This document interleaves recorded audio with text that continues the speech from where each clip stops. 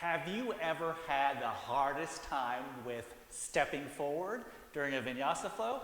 So for today on Tips and Technique, that's what we're going to do. During a Vinyasa flow, how do we make a seamless transition from down dog to stepping up?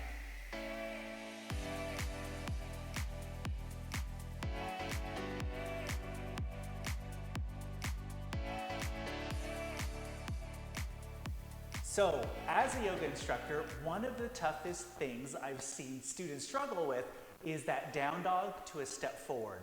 This is what I'm talking to you about. It's this move right here.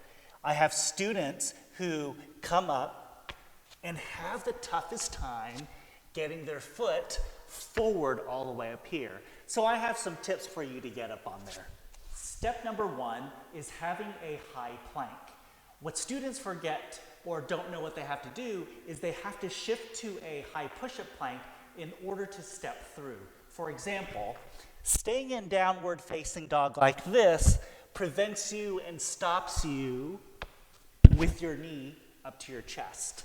So you have to be able to have, number one, a high, strong plank. So shoulders are strong. That's step one. Step two is you have to have a good sense of core control and a sense of cat pose. So this is second step right here, is to come to your high push-up pose, be able to create this rounded upper back, and to get your knee as high as you can. Now, I understand that's difficult for some of you to have that core connection, and that's an important part, is to be up as high as you can. So maybe for you is to create a few drills of doing high push-up with core control knee lifts. From here, lift, come back, lift, come back, and lift. So you notice that my upper back has still with that cat pose.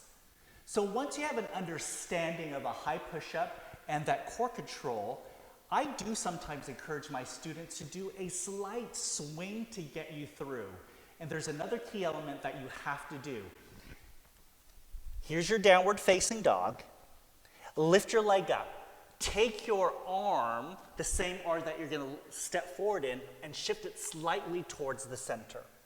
You're going to lift your leg, move it slight to the center, hug it in, then step. Okay? Once again, it's leg lift, shift your hand towards the center, high push-up, core control, and step. And with momentum, it looks like this.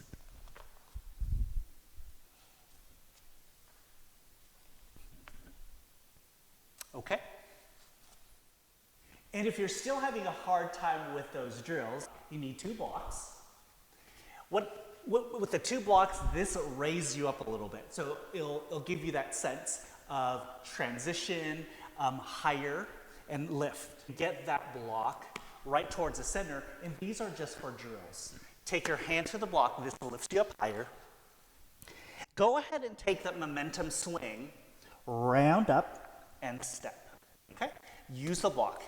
So as a recap, strong shoulders, hollow belly, curve upper back, and core connection. All right, when we put it together, this is how it should look like. So we're in downward facing dog.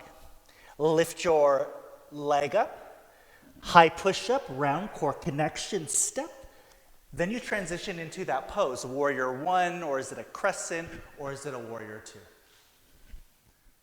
And so hopefully those tips and techniques will help you with those, for some of you, dreaded step-throughs.